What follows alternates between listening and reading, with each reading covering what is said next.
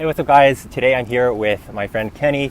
He's a filmmaker from Vancouver. Can I get you to tell us a little bit about your background and what your main body of work comes from? Yes sir. So my name's Kenny, I'm from Vancouver. I actually started off with photography. I was really passionate about photography in high school, and I decided to pursue photography at Ryerson, studying at the Image Arts faculty. And that was in 2015. So it's been about like a 6-year journey. I kind of always had a passion for filmmaking as well on the side, you know, making cool, like cool and stupid home YouTube videos and stuff like that. And yeah, around third year, I realized, okay, this is what I truly want to do. So dropped out of Ryerson, and I guess it was like a blessing and a curse that I went there, in the sense that from finding out that photography was what I didn't want to do, I found out that like film was what I was truly passionate about.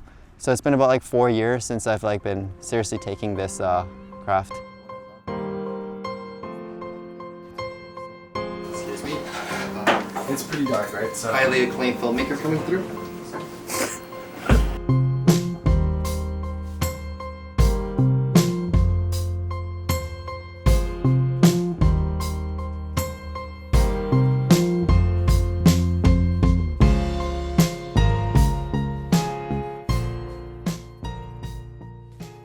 You have a really distinct style with your work, I feel like, especially with a lot of the films that you've been putting out recently.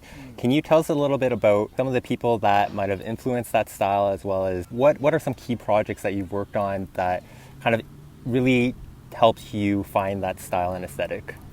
I think it was just always just the idea of like not taking film too seriously. After from Ryerson, I went to Vancouver Film School. I already had a lot of film experience from shooting my own stuff, and I realized everyone has different ways of like filming, and there's not one specific set of rules. And I think that starting out my career by not going to school for it, and just making my own films, just going traveling with my friends and making vlogs and just coming up with stupid ideas at home, that's what really developed me, I think. Not having a school or a professor or a teacher telling me, oh, this is the right way to do things, this is the wrong way to do things. And I mean, to this day, I'm sure like I do a lot of things really wrong. But like ultimately, I feel like that is what has kind of like formed, just made my style be what it is, just because I've just been so free in like letting myself do whatever I wanted to do.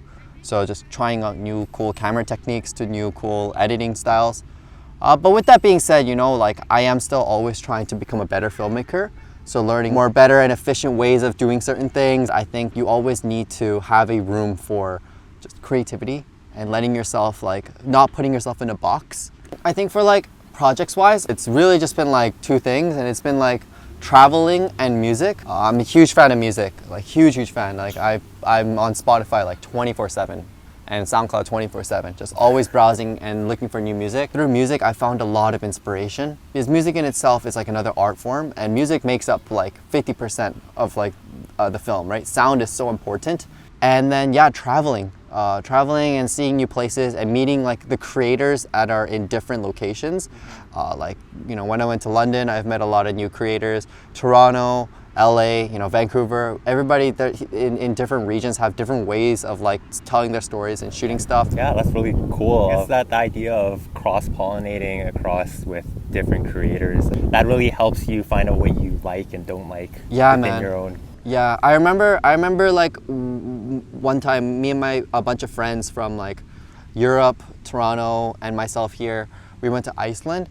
And I remember Iceland.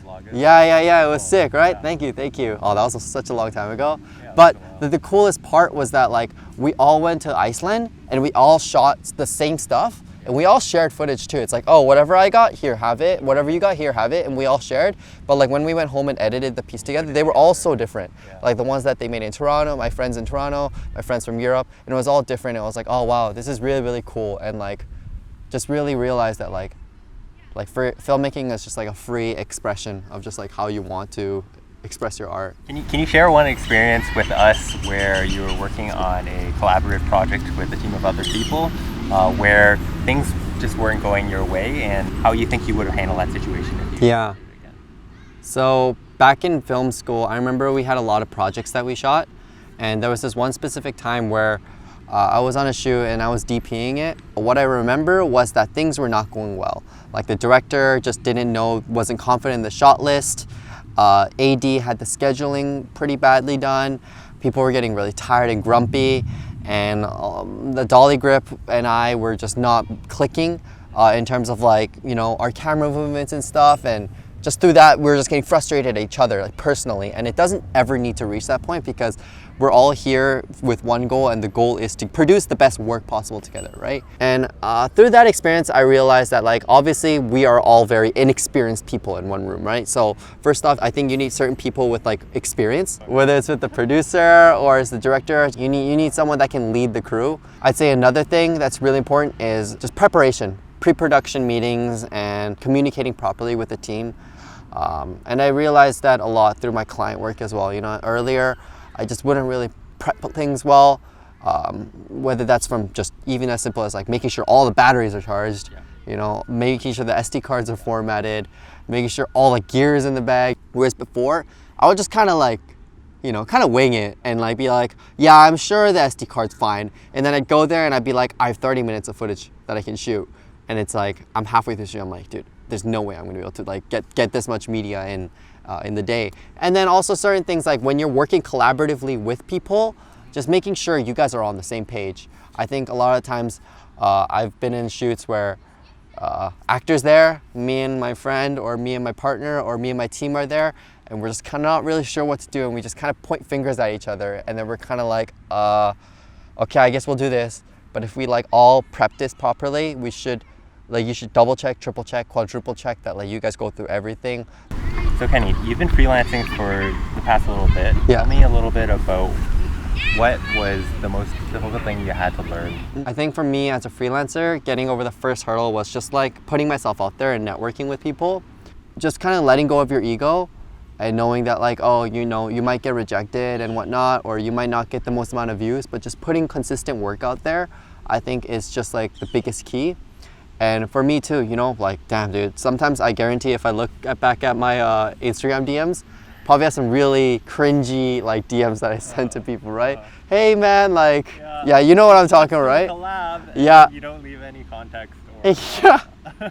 But dude, that's what really is, like, that's the essential building blocks. And like if you're lucky and if you work hard and if you keep grinding, you know, you're gonna get those odd ones that like actually respond to you. At this point now, I know a lot of people locally that are in this field that I'm just like good friends with that are just as much creators. So if I'm like, oh, I need a filmmaker that can help me do this, or oh crap, I need another camera, I don't know someone, I can just reach out to this person. Oh crap, I need this light, I don't have it, oh, I know this person. That's how you just build relationships, right? Just through like connecting, helping other people out. And same thing with like clients too, building good relationships and trying your best to maintain good relationships with them, because you never know which client you're going to land next and what kind of work they're going to keep giving you. Because if you have good relationship with clients, they're going to keep coming back to you and they're going to keep asking you for work, and you're going to become that guy, and then they're going to refer you, and it's just like this snowball effect. But it's just like always starting out, it's just like you got to plant those seeds early. So I guess my question for the viewers here is, what would be your number one piece of advice that you want people to walk away with today if they wanted to go out and start doing photography or videography? Like, what is the first step? It's really just to like go out and shoot, whatever it is. You know, everybody that's a creator always has like that one project they always have in mind and that they always like think about. I have so many, and I always just like wait for that opportunity, being like, oh, when I have the right camera, or when I have the right resources, or when I get the money. Like the amount of times I've had something in mind and then I just put it out and it's completely different, but it's still like a beautiful piece of work. You can use those to like grow and learn from. Just the amount of times I've heard from people in my circle being like, yo, I got something coming, man, like big things coming, and then like nothing drops, you know what I mean? You know what I mean? Yeah. I'd rather like follow that person that doesn't post anything, but then just consistently drops stuff, actually like has work to prove.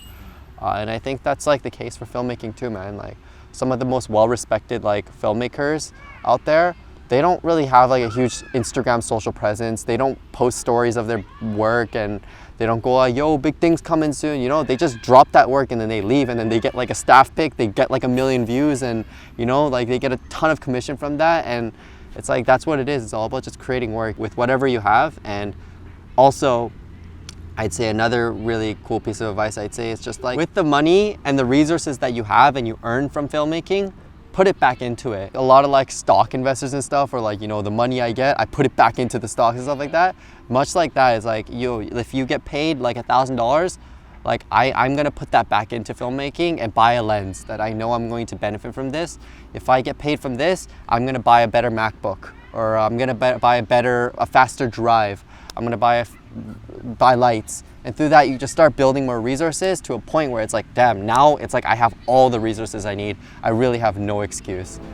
Thanks so much for watching, everyone. If you enjoyed this video, be sure to hit that like button and subscribe for future videos related to photography and video.